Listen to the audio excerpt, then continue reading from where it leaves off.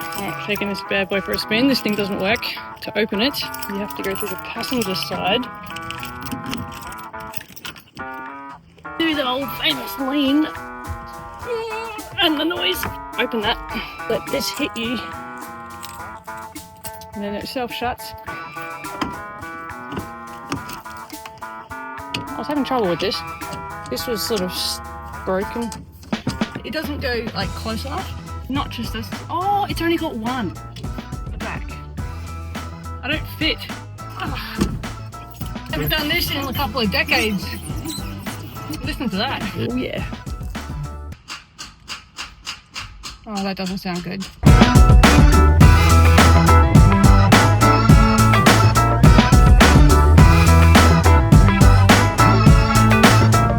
It's hard to hit the clutch because I'm so short.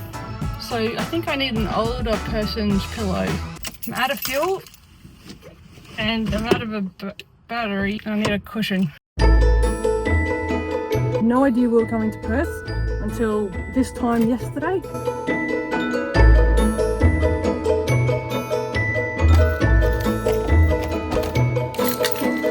This is how you get in the car. I don't know anything about the car because it's my dad's car and I'm from the Gold Coast and this car is in Perth and he died and I don't know what he did to this car. On my way to Gym Kids because I put an order in here when I got here. Gym Kids is exclusive to Perth and they're having a major sale. I think I got like $500 and something worth of basketballs for $75. Go to the DFO at the airport to pick up these basketballs. I hope they fit in this cab because I don't want to put them in the boot, they will just bounce out. Fuel's gonna cost a bit. So as I was driving, I decided to give the old CD player a whirl and there's a CD in there and it started playing Bat Out of Hell. That's the song that my dad sang my entire childhood and I'd never ever heard it before. So I've been driving here for 25 minutes listening to the last thing that my dad listened to. And I must say that it was both therapeutic and disturbing.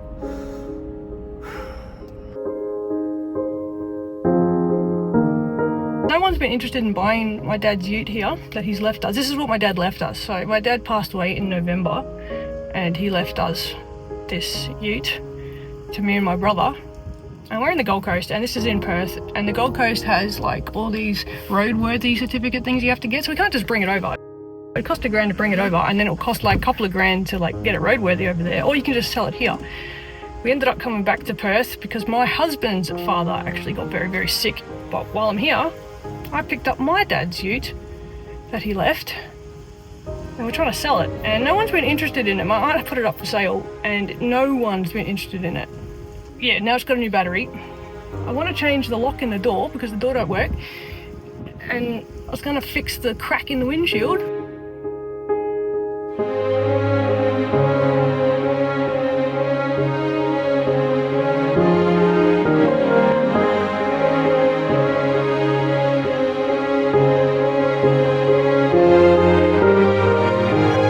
Battery looks massive.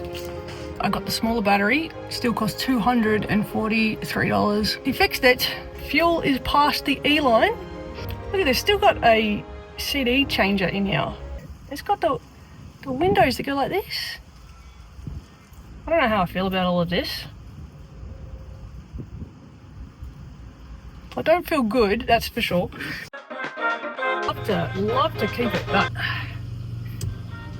I'd also love to sell it.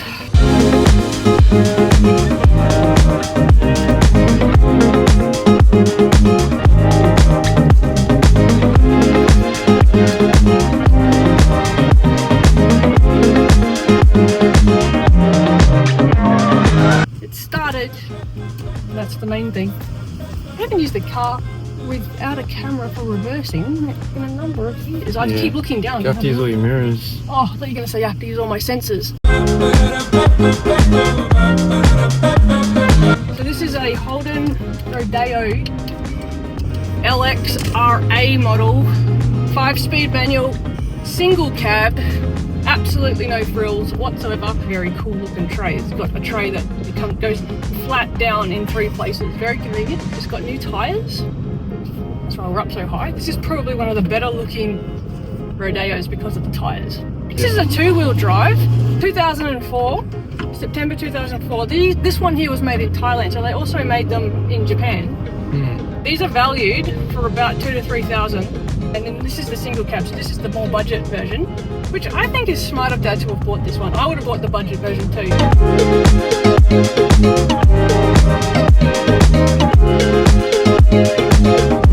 It also comes in a 3-litre, I think, and it comes in diesel, but this is the petrol version. So we're going to see how much it costs to fill up this tank.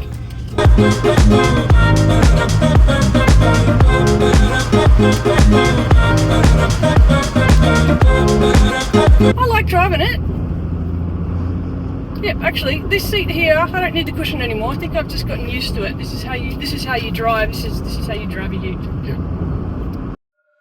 This thing just cut out on me during an intersection, turning off a very large highway. It is very hot in Perth. I am cooking. It's like 45 degrees in this car. There's no air conditioning. Before that, it was going like this. That's why I don't think the car's worth that much. I was sort of expecting black smoke to come out the back or the front. It did smell funky. I thought maybe it was overheating because it's such a hot day. I've been driving it like a grandma. I've been driving like 10 kilometers below the speed limit and not revving it out at all. I'm not doing that. It's just doing that by itself. A mechanic look over it, and I'm pretty sure that the mechanic would know if it's out of oil, and the mechanic only looked at it like recently. I did say to my husband yesterday I would like to double check the oil and the water coolant levels, because this is how severe my trust issues go. Or I was expecting to see black smoke. That's just, I don't know why it reminded me, that smell reminded me of a backfire. I drove with the hazard lights on.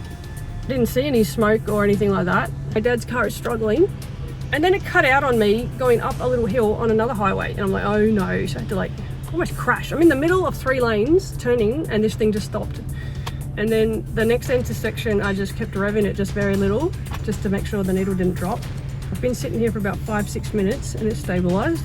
Cut out on me again going towards a roundabout, a massive roundabout. And I'm like, oh, great. So I rolled it through the roundabout and now I've gone into some back roads looking for a tree in case it was hot. I know I am hot. What I don't need is this car to stop working and my phone to overheat, because yesterday it's so hot in this ute, my phone said danger, temperature alert, and then shut off. And I'm like, oh, I hope the car doesn't break down, because if I don't have a car and a phone, I'm going to have to just walk around in the blistering heat, get sunburn, and I need my phone to navigate. All right, got 7 minutes to get back to where I'm staying. I'm gonna see if I can just take a back way home and sort of just like roll it.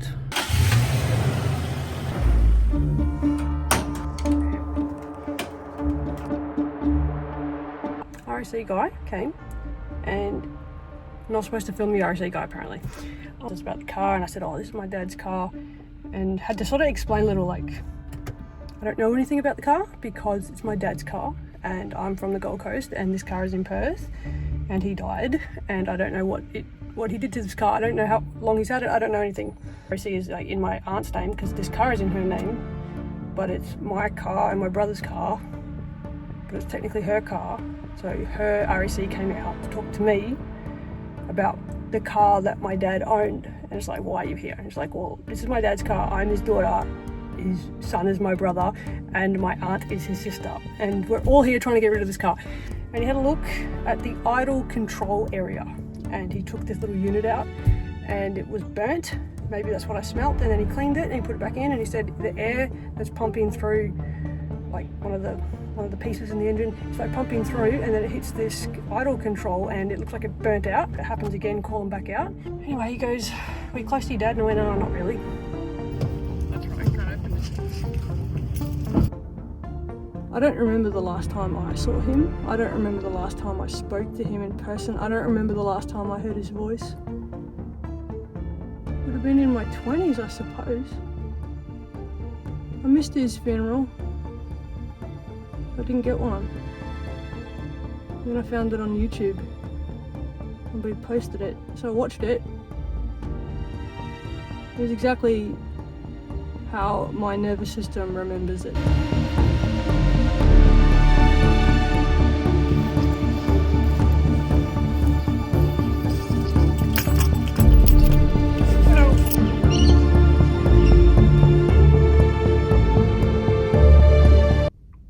Sometimes I miss him, and other times I don't.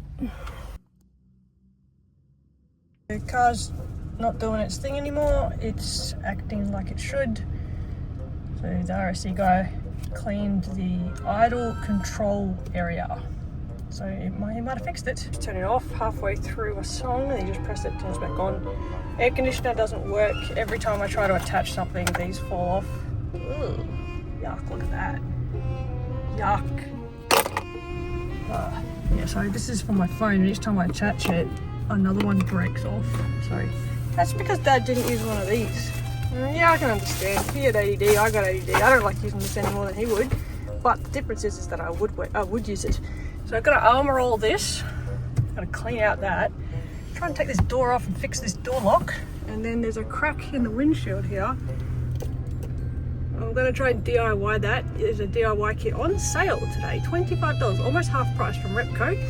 My face has aged, I reckon, about 10 years just on this side. One side, just this side.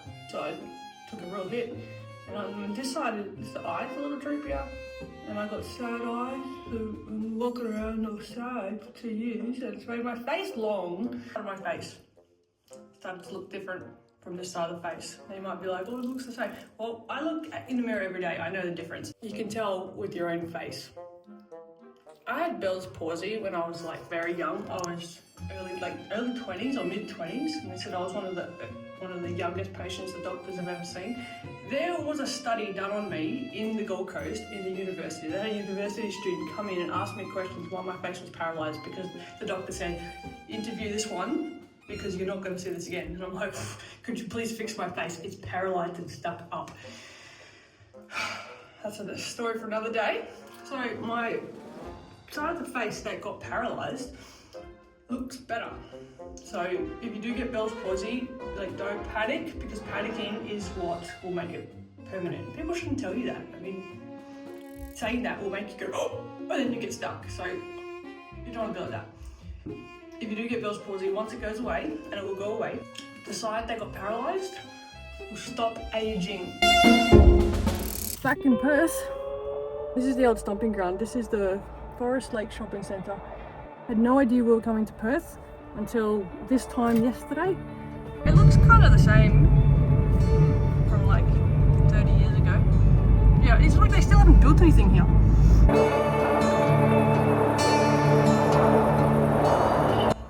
My dad died here only like 4 months ago.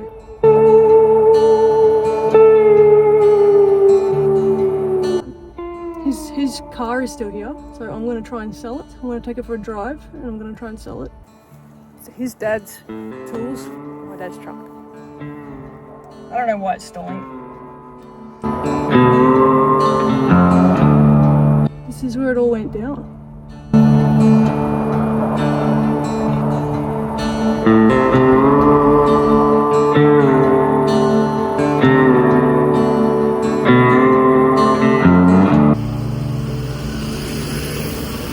Does not open the door. What it does is it will lock the door, so I can go out the driver's side and lock this door with the key, but I cannot unlock it with the key. I'm pulling up to my very first house. This is the street, Perth, WA.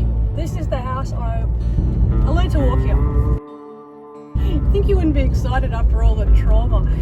Here's Dad's garage area where he had his truck and his secret lab. Let's just call it his science lab. I thought my dad was a scientist. Science can be also used for good. Not sure if you got the memo. And my high school is right behind here. To the old stomping ground. I lived here from baby walking. Although I lived with my grandmother for a whole year when I was born. So that was probably my first abandonment trauma. My mum got really sick, and I guess Dad was busy in the lab. They still got the ladders. That ladders, I used to hide behind it, try and scare the people who were walking on the path. I'd go, oi! Then some of them would like really inspect and like try and see where this little voice came from. And I'd hide in the ladders. I was like 4, so little. I don't know if he left it to us anymore. Sometimes I think he just left it here.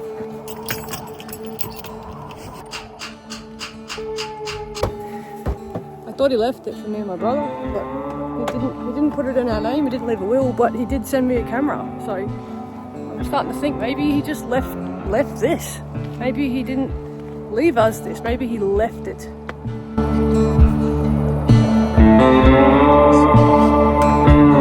Wearing a shirt that my mother-in-law gave me because I didn't bring any clothes on this trip. I really didn't. I just wore what I was wearing on the plane. Then I just shoved 2 pairs of jeans that I've never worn before in a bag.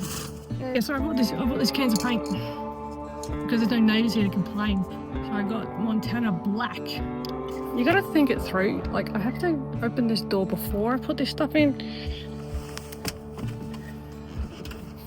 See what I mean? Maybe he thought that it's more trouble than it's worth and he didn't want to burden us with it. Maybe this was his last act of taking care of us. Maybe he just didn't think about it. This is the air conditioning.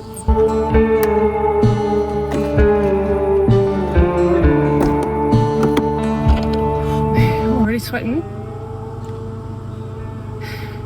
I drove with the hazard lights on. Almost crashed. I'm in the middle of 3 lanes turning and this thing just stopped.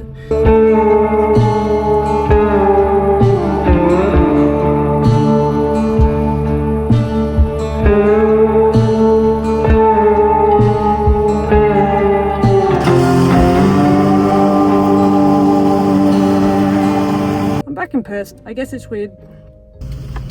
If you want some hair advice, back 20 years ago, since that's where Perth is still living, there was an advert from Pantene that said, I wish I had more air in my head, where you could just get this ute and just have the windows down and drive in 2nd gear and you'll be right with the air in your hair. You'll have enough air in your hair to give it that lift, that dry Perth summer straightening of your hair.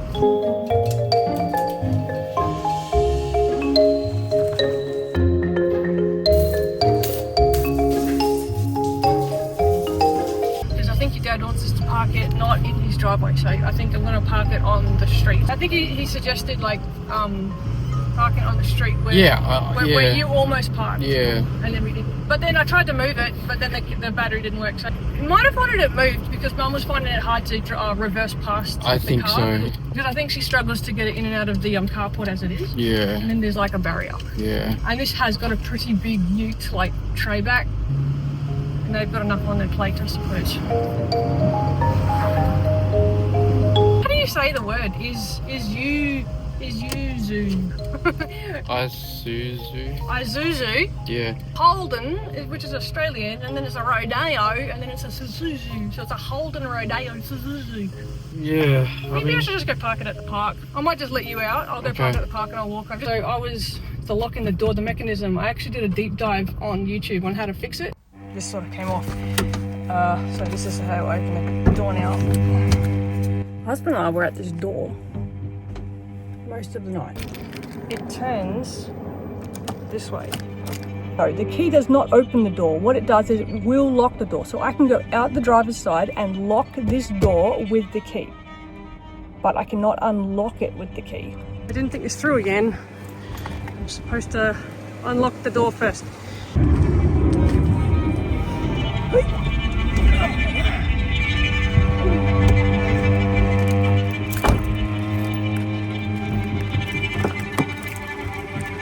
And that's how you do it. That is how you do it.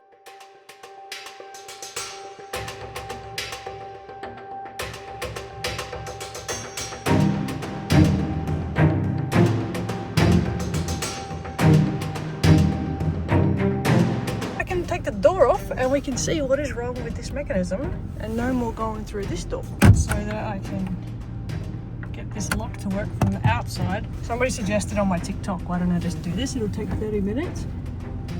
I don't think it's going to take me 30 minutes. This thing can just pop off. I need to get this off. I'm just going to pop a screwdriver down there, and there's should be a little clip that sits there, and the screwdriver should go down and just knock that little clip off, and then this should come off.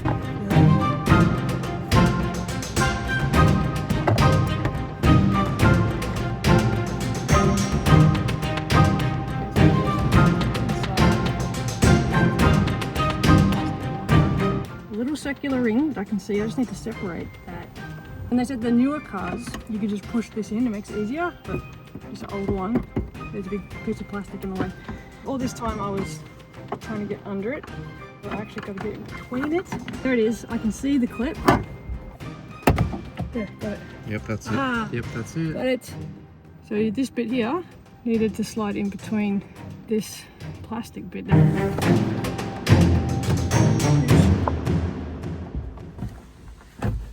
Yep. Ah! Got it, that's it. What's that side look good, guys? Oh wow, this speaker needs cleaning. And hopefully it's just this plastic piece that connects to the lock here. Can you see this? You just look at that. That's the lock, right? So that's unlocked. Yep. And I turn the key. Yep. And it'll lock. So if you it goes that way, it will not go the other way. Okay. So it's one of these then. Yeah, I can actually see it. This one does have central locking. There's no buttons, and it also wouldn't work even if it had buttons. This is out of my jurisdiction. I wonder. Would you like to have can I inspection? have a look?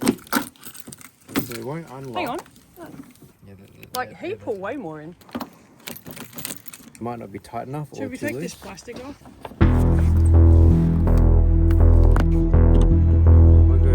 Oh, I can see it. Oh, yep, I see the rod go up. Yep. Okay, wait. The rod goes up. Yep. Now the rod gets stuck. So I'm going to put her pliers in there and pull the rod down.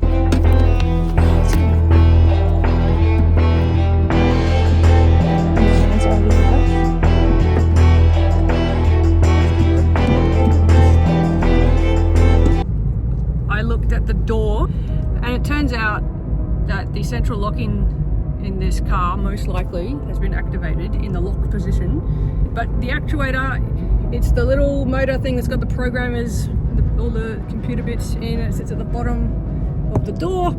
The rod to unlock it is in that piece, which is why when I was yanking it down it wouldn't come down any further, because it's stuck, because the computer is telling it no go, it's locked for safety. So that thing to order off the internet costs a couple $100, and then I don't know how to put it in.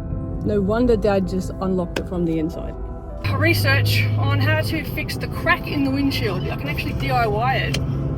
I can get it from Repco, $30. This year it's going to cost us whatever it costs in fuel.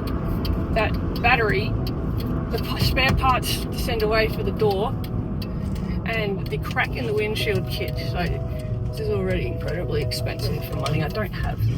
So I really hope it sells, because if it doesn't sell, then I'm just like got all these expenses on my credit card. Big truck's probably gonna yell at me. I don't know what Perth's worried about. They got the biggest roads. There's so much space on their roads, and they seem to be a little bit like, you took up the 2 car spaces on both sides of me, behind me and in front of me, how dare you? I think that's why this thing has a bull bar, because it's made for Thailand. There's no space there. No space at all. Livingston used to be a ritzy area when I lived here, when I grew up. I lived in Forest Lakes, Thornley, and Huntingdale. And I thought Huntingdale was ritzy.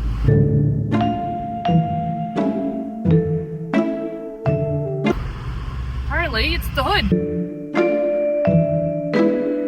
You go Maddington, and then you go Armidale and Kewdale, Gosnells, like, that's the hood. To me, Huntingdale was a luxury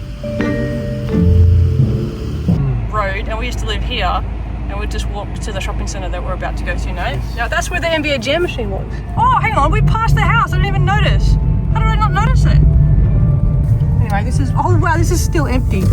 Me and my mate used to walk across here, and they always said they were going to build a big shopping centre here, and that was well over 30 years ago. Oh, this used to be where the NBA Jam machine was. This was the shop. That was the corner where we acted all tough on, and this is those doors are the doors I walked through, and that was a video store, and almost got beat up by the cool kids because I threw 5 cents at them. I threw 5 cents at them in here. They wanted it for smokes. They told me they wanted it for hot chips. They thought I was a fool. This is the tavern that we dated at. This is a tavern that when I was dating my husband here 20 years ago. We went in there and I was wearing a cool leather jacket and everyone thought I owned a motorbike. And so people asked me, what motorbike do I have? So I said the only motorbike I knew, Dark Angel was out at the time with Jessica Alba, and she had a Ninja. So I said a Ninja, and everyone was like, right on, sister. Oh, wow. I lined up at like 4 a.m. to get 5 tickets with my friend. There were 5 fans. Everybody got down. Got this from the deli. They still have the same deli in the exact same place that I used to spend most of my childhood at. Getting an esky, like a campus esky. Somehow I got my hands on one of those, and I would come down here on my bike and pack my backpack up with liters and liters of ice, like from the deli, so that I could have a fridge. I wanted to have a fridge in my room, and Mum wouldn't let me have a fridge because she probably thought that then there would be even more mice in my room, because every time I left my room to get a drink, I'd be yelled at. That's why I wanted a fridge. So I had to go to like all these psychologists because they were like trying to find out what's behaviorally wrong with me, when it turns out in post-traumatic stress from having severe overloaded stress from the household. It's not always the parents' fault. Like some things happen to them and it's like just a circumstance. But other times it's like you really should take yourself to therapy. Otherwise your kid's gonna have to go.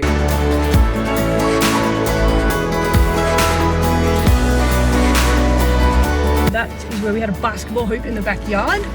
Dad did a fadeaway jump shot, the only time he ever played basketball with us, and he fell in the pool. He faded away into the pool. And there was a few times he'd walk out the door and he's going out the gate to leave, and me and Matt would be playing basketball in the backyard of that house, and we'd say, Dad, Dad, Dad! And I would throw the ball to him and he'd chuck it up for the rim, do a hook, you know the hook dad shot? Every dad's got the hook shot. It's called the hook dad shot. It never fails. And he'd leave and we'd be like, Dad, Dad, Dad! Like all we wanted was his attention. Just if he could play a few hoops with us, it would have made our day. But I don't know if he knew how much we valued his company. It would be really sad if he did and he just didn't care. That is how a child takes it.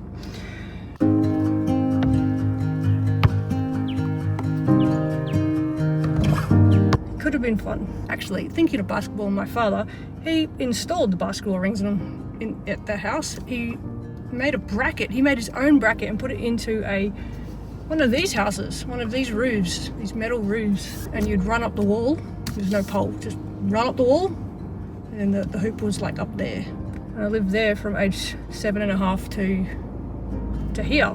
That's when we found out all this stuff about Dad. And then he left. Then I had to visit him every weekend, every second weekend for 3 years during my teenage years. Very disruptive. Out of the Forest Lakes house, which was a nice family home, and I think I entered high school in that house, and then 13.5 we moved to this little unit.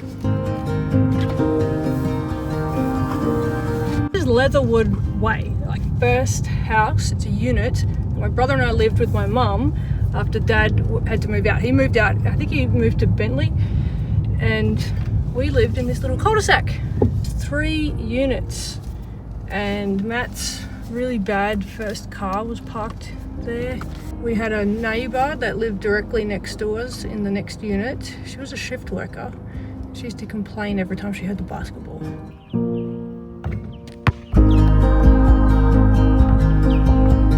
So this is the house that my brother paid the rent. I didn't know that. I only learnt that after my dad passed away. Then I found out that my brother was my dad. Like not really, like he was just acting like the dad. And then 3 years later, I was 15, we went down the street and we lived in the house around the corner here. And this street is where we moved. From that little house, we moved down here to the corner house here. So this is where they broke up a second time. And my parents broke up for good this time. This time it was a divorce. And this is where we used to rip our parents' lawn. We used to do burnouts on this lawn when we were angry right there. And I used to jump the curb with my really old 1979 Celica. It had no suspension, and I'd fang it down the road and just go BOOM up onto the curb, and then pull the handbrake up and dig into the lawn. That's how my brother and I blew off steam when we were teenagers. This is where we got into cars, got into the car scene. And then this is where the doctor was. We used to to a doctor because I developed serious issues, which I now know are from stress. We didn't have a basketball hoop there. How did we play basketball in those years? Maybe that's why it all fell apart. Basketball saved lives. I found out after he died, he lived on this street. Not the other street, this one. He came back and lived on the very street, just houses away from where my brother had to do his job.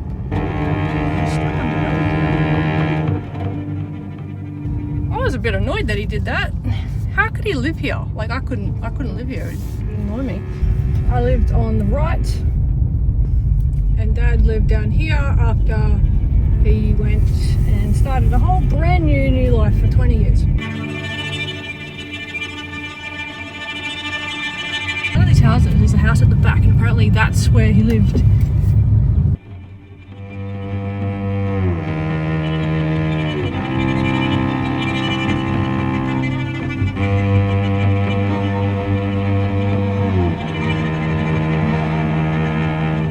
You see how close we are?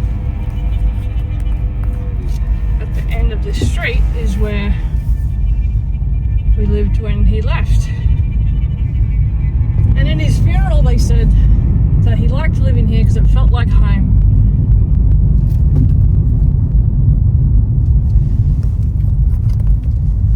I don't know where he got his good memories from. I wonder if my dad went to that park here with the basketball hoop with the kids that lived in the house with him. He didn't have any other kids, I don't think, but he did live in a house that had kids. On the funeral, he said that he liked to watch the kids play in the backyard. I wish he felt like that when we were growing up.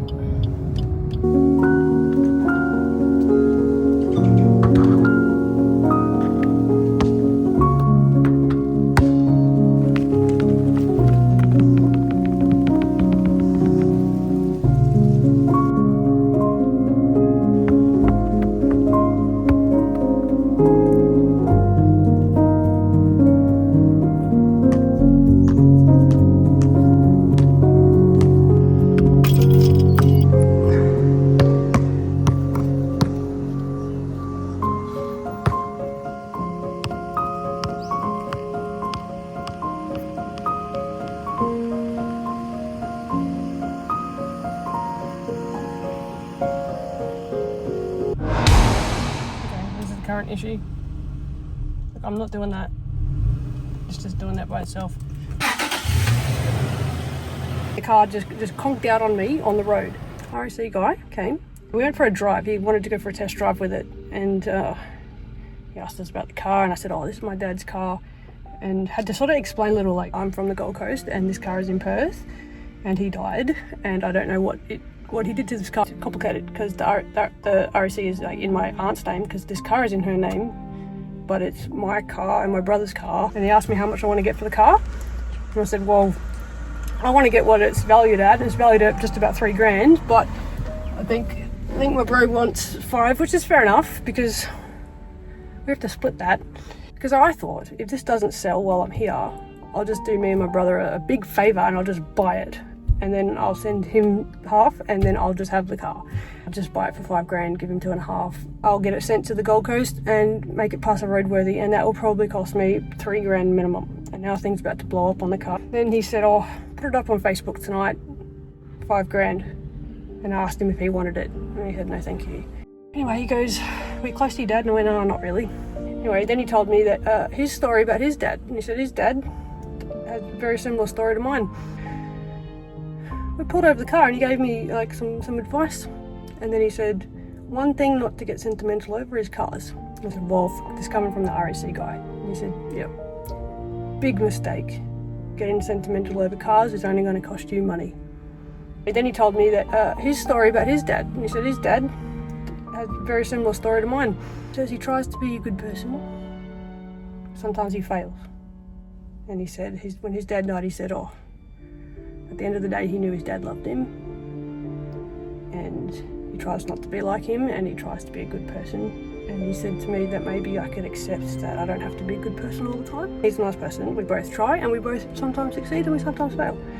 Just try my best, and on the days that you fail, it's fine. And he said that to me and I was like, that's different. Why did he say that? But he said that after I said, I hope I'm not like where I come from. Because, you know, the sane think they're crazy and the crazy think they're sane. I'm worried I'm crazy. So he said, you're probably sane.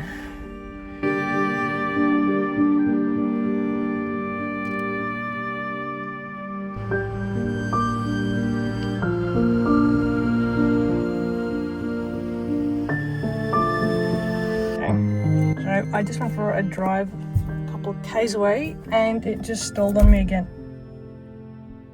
My ute doesn't work because engine is having major issues. Oh,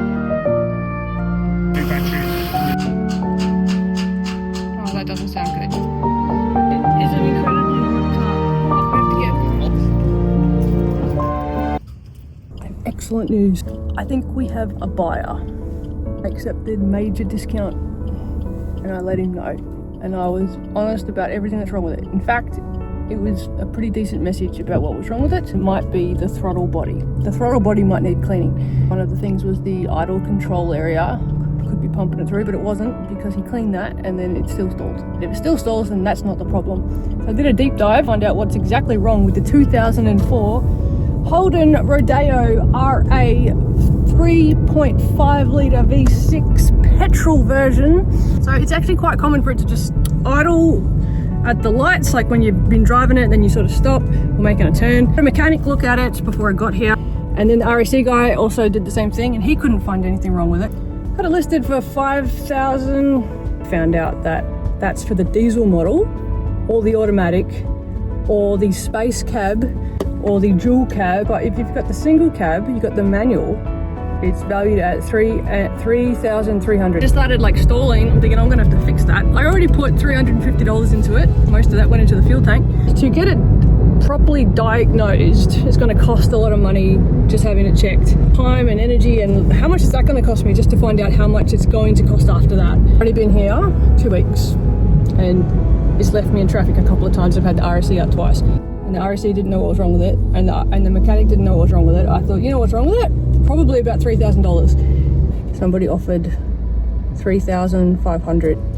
He knows what's wrong with it. He says he's gonna have to spend some money on it, and he can spend the money that I was gonna spend on it. All I wanted was $350, $360 to pay for what I've spent on it. Here's the car.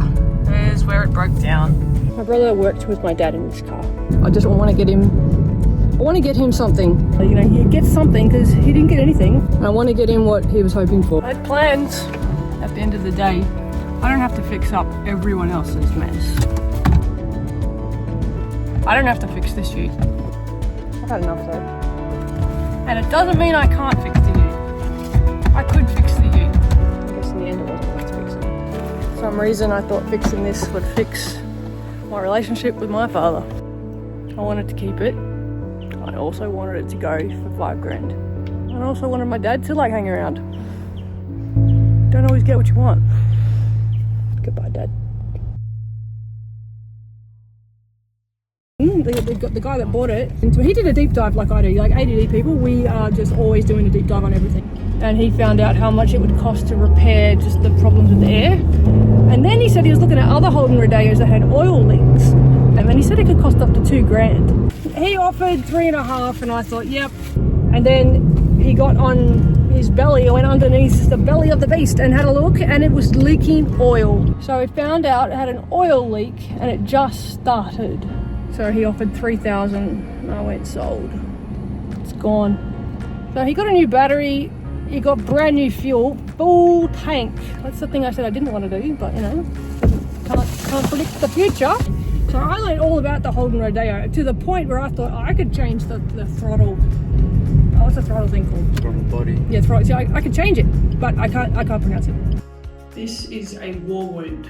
This side of the face represents 2 years torment and difficult emotions trying to process. I love him. I'm also really mad at him. I'm really sad for him. And then I'm just depressed. a lot of pain. So I'm trying to breathe and up and try not to breathe up, because if you go like this, it goes into the head, and then that's how you get anxiety. And that is when the roaring 20s, people would slap the women because they were wearing their corsets and they made them go and then they could only shallow breathe into the chest, so they like got too much oxygen in the head, so they got like all frantic, and then people slapped them. Yeah, like, I guess like they say that works, but if you don't know why it's happening, you just got abused for wearing ridiculous attire.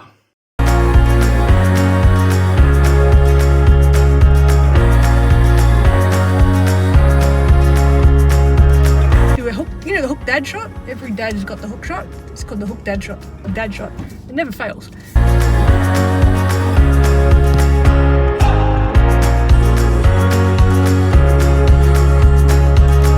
We were driving just then with the hood up. That's not closed. Look at that. That's not closed at all. That wasn't me. I didn't open it. Interesting. Oh. The dude was nice, he can make that mistake. He tried, and that's the main thing.